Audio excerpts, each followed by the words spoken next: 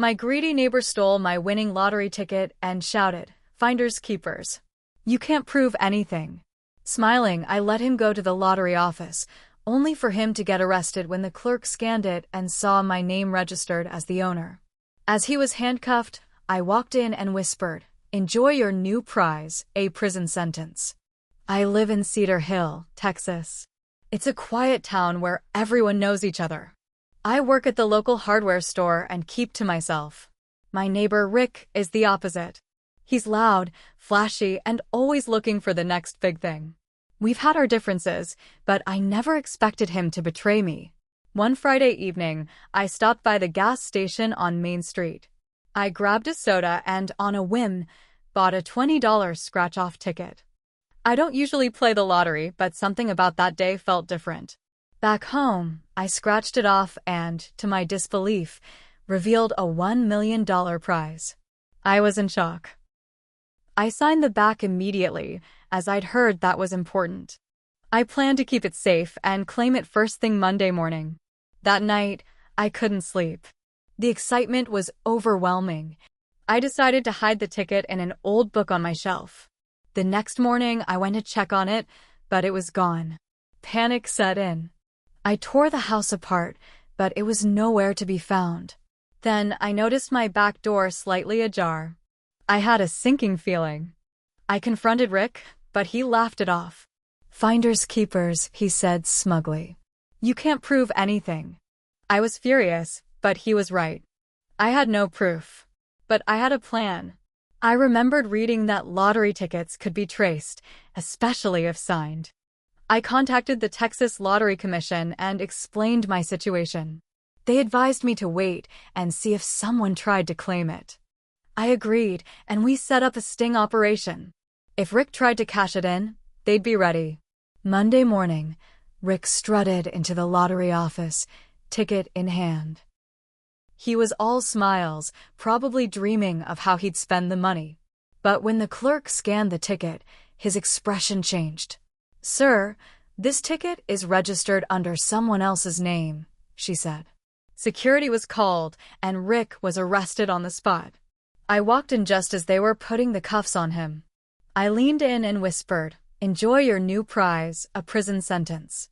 Rick was charged with theft and fraud. During the trial, the evidence was clear.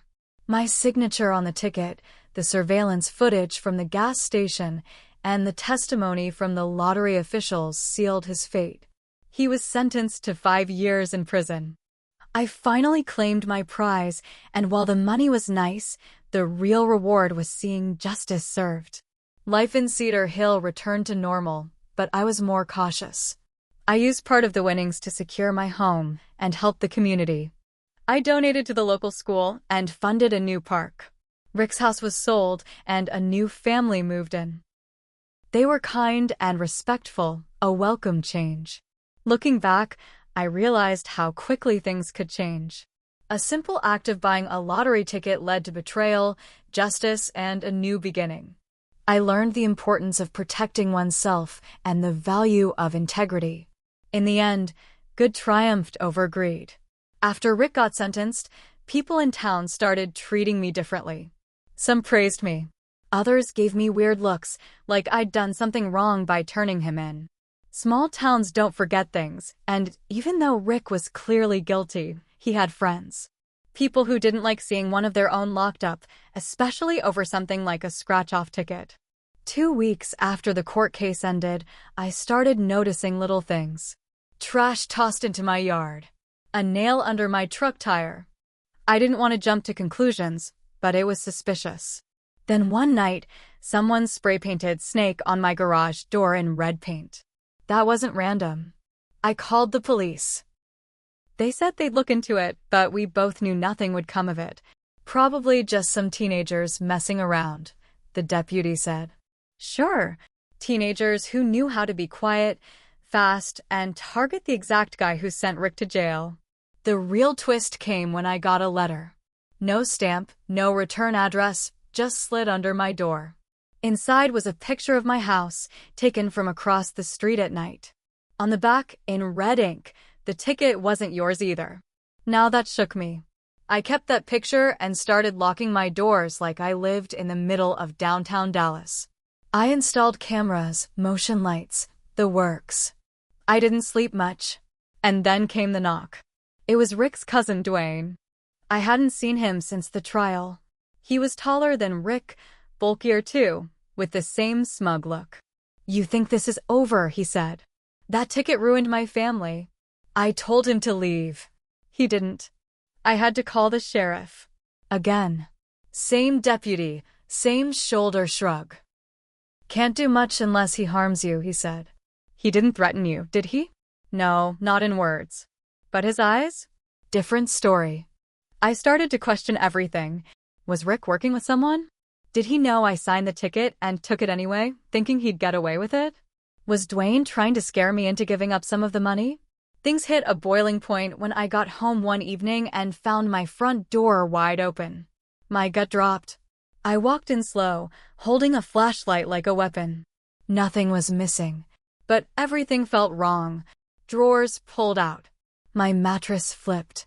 They weren't looking to rob me. They were looking for something. I checked the safe where I kept the letter and photo. Still there.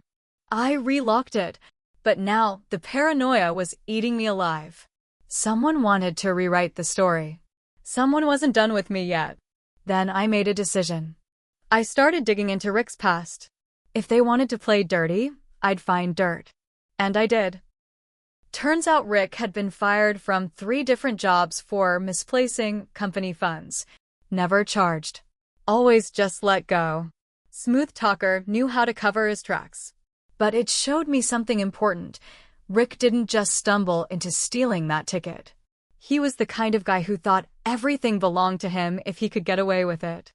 I knew then this wasn't just about the money. It was about pride. Rick couldn't stand that I beat him, that he got caught. And now his family wanted payback. I didn't back down. I hired a lawyer, told him everything. I wasn't about to let this turn into something worse. Then the real twist came. I found a second letter. This one slipped inside my mailbox, no envelope. Just a folded piece of paper. It read, "You're not the only one who signed the ticket." I froze. Had someone forged a second signature? Had Rick tried to co-sign it with someone else before getting caught? My head was spinning. I remembered how quickly things moved after I reported it. What if the lottery office missed something? I called the lottery commission and asked to reconfirm the ownership. They assured me everything was in order. But I didn't trust anything anymore.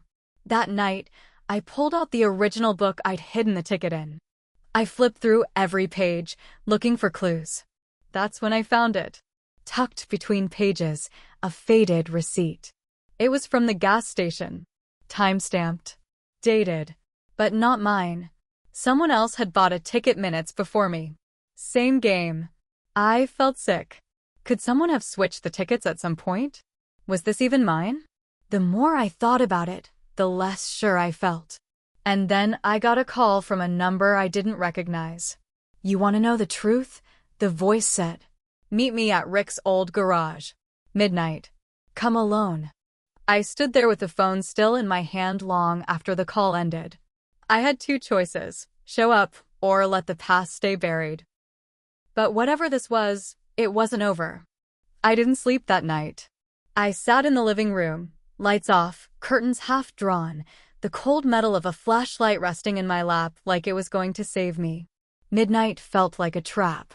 But I couldn't not go. That voice on the phone wasn't random. It knew something. When I pulled up to Rick's old garage, the place was half collapsed. Weeds taller than my knees lined the edges. I parked a block away and walked the rest, keeping to the shadows. The air felt thick, like it was waiting for something bad to happen. The door was cracked open. Inside, a small lantern flickered on a workbench. A figure stood with his back to me. "Close the door," the voice said. I did. The man turned around. I recognized him. Mason, Rick's younger brother. Barely 20. Trouble since high school. In and out of juvie, last I heard he was working at a tire shop 3 towns over. He lit a cigarette, hands shaking. "You want to know why this ain't over?" he said. Rick wasn't acting alone. I stared at him. What are you talking about? You ever wonder why he was so confident? Walking into the lottery office like he owned the place? It's 'cause someone inside told him how to do it. What do you mean inside? Lottery commission. Someone there helped him. Said they'd clean the name off the system if he got the physical ticket. That's why he broke into your place. He thought he had a sure thing. That didn't make sense. I had called the commission. I had spoken to them. But what if only some people there knew? Why are you telling me this? 'Cause Rick's gone crazy in jail. Thinks I owe him. Said I have to finish what he started. Mason flicked the ash to the floor. He sent me your address. Told me to make it right. Said you stole his destiny. But I don't want that. I'm not him. I just want it to end. He handed me a flash drive. It's got emails. Messages between Rick and the inside guy. You want to take it to the cops, go ahead. But don't say my name. I don't want trouble. I took it and left. I didn't look back. Back home, I plugged it in. There they were. Actual emails from a guy named Brent Caldwell, email domain ending in .gov. I cross-checked it. Texas Lottery Commission employee. Still active. The messages were vague but enough to suggest something shady. One even said, if your friend gets the ticket, I'll handle the database side.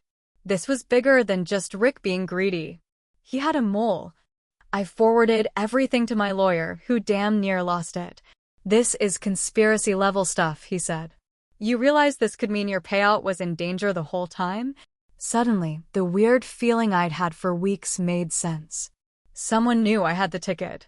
Someone else helped Rick try to erase my name. And now that Rick was locked up, the whole thing was at risk of unraveling. People didn't want the truth getting out. And if they knew I had those emails, I'd be next. That night, someone tried to break into my house again. They didn't make it far. Motion lights, cameras, and a loud alarm sent them running. But they left a message on my back fence, spray-painted in huge black letters, shut up or lose more than money. I didn't sleep after that. I sent copies of the emails to 3 different lawyers, a local reporter I trusted, and a private investigator. I wasn't going to be scared into silence. I also contacted the Lottery Commission again and demanded to speak to someone higher up. A week later, Brent Caldwell's name was no longer listed on the employee directory. Too neat. Too fast. And then came the worst part. I got a certified letter. From Rick. From prison. 6 pages, handwritten. He blamed me. Said I broke the code and that the ticket was meant for him. Said I stole it, just like his dad stole from him as a kid. Said I was part of the pattern. But in the last paragraph, he said something that chilled me. You didn't find the real ticket. You found the copy. I switched them before the break-in. You've been holding a decoy. The real one? Long gone. Ask yourself why your name still shows and why Caldwell disappeared. That made no sense. I signed the ticket. I claimed it. The commission approved it. But what if he wasn't lying? What if I had the second ticket, one someone else printed and signed later to match mine?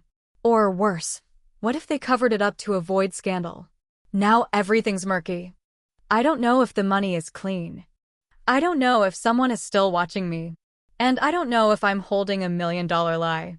I kept rereading that last line in Rick's letter. You didn't find the real ticket. My head was spinning. I wanted to believe it was just more of his crap. But the more I thought about it, the more everything felt off. The flash drive, the emails, the fast reaction from the Lottery Commission. Maybe I had been handed something fake from the beginning, something dressed up to look legit. I dug back into the original documents the commission gave me. There was one weird thing. My name was in their system, yes. But the date of ticket registration? It was 2 days after I scratched the ticket. I remembered signing it that very night. I called the lawyer. That's not right, he said. If you signed it and sent it in, it should have been recorded that same day. I asked him to dig deeper, pull any internal reports from the time. A few days later, he called back. You're gonna want to sit down, he said. He found a buried file. A request had been made to override the ticket record. An internal adjustment. The system originally listed it under a different name. The file was labeled Duplicate Ticket Merge. That name? Rick. He really had registered it. Somehow, for a brief moment, he beat me to it. But someone inside had swapped it back in my favor. That's why Brent Caldwell got erased. He tried to clean up a mess that had already blown up. They picked me as the cleaner winner. Less trouble, more quiet. I wasn't innocent either. I'd called in the fraud. I'd signed a second ticket without even realizing it. I let them fix it, didn't ask too many questions. Because I wanted that money.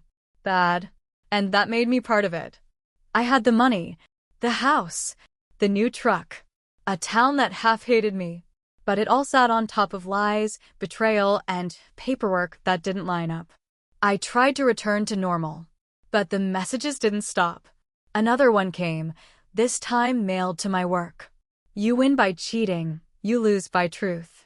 I started carrying every document with me on a flash drive around my neck. I moved my savings to a bank across the state. I couldn't trust anyone local. Then came the fire. It started in my garage, middle of the night. Someone tossed a Molotov through the window.